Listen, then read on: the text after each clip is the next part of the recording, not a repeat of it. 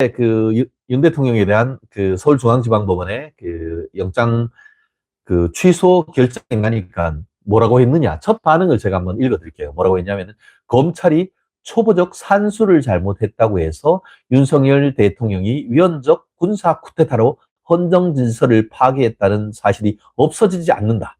그리고 또 뭐라고 했다? 헌법재판소 판단에는 아무런 영향을 끼치지 않을 것이다.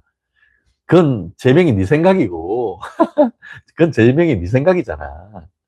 야, 이번에 그 지기현 부장이 세 장이나 되는, 요약했는 게 세 장이에요. 제가 말씀드렸죠.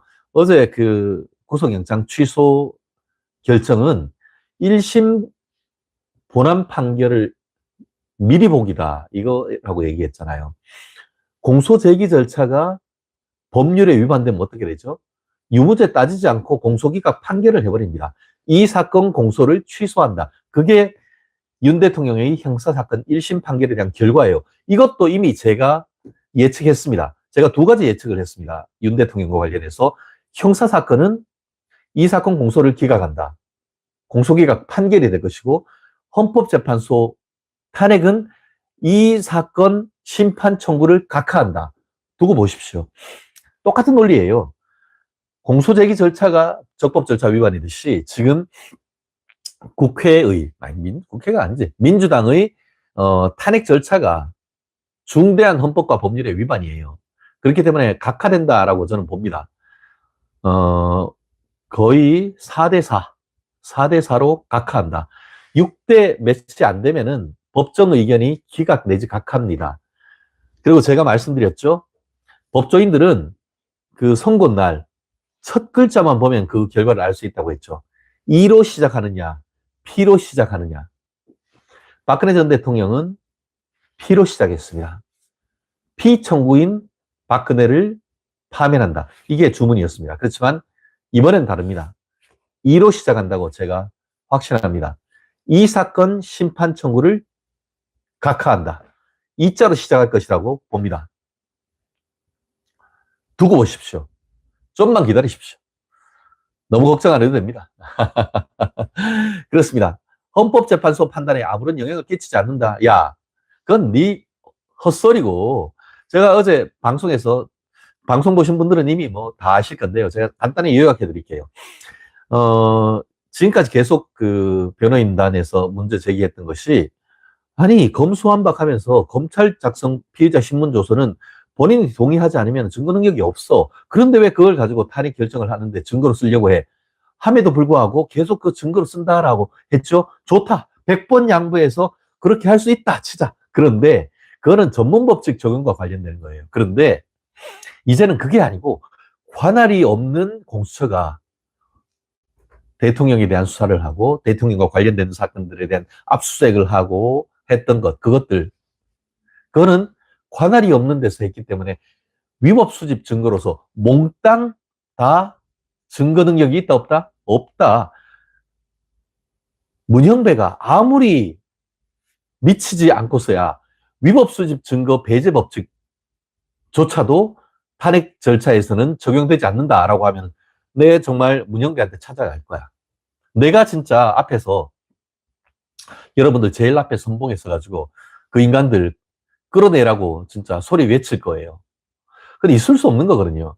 이거는 그 단순히 형사소송법상 전문법칙 적용 여부와 달리 독수독과 원칙은 헌법상 기본 원칙이고 무죄 추정 원칙, 그리고 또 형법상 자기부재 금지 원칙, 그리고 불구수사 원칙, 이런 큰 대원칙이 하나란 말이에요. 그렇기 때문에 그런 원칙까지 배제하면서까지 공수처가 했던 증거를 가지고 탄핵한다? 있을 수 없는 일이라고 봅니다.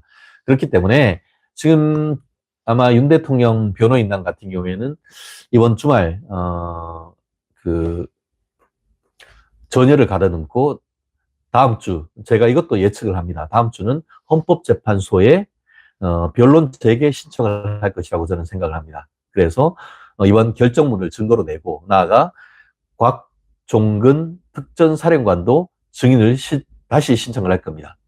마치 홍장원이처럼. 홍장원이도 2번 나왔잖아요.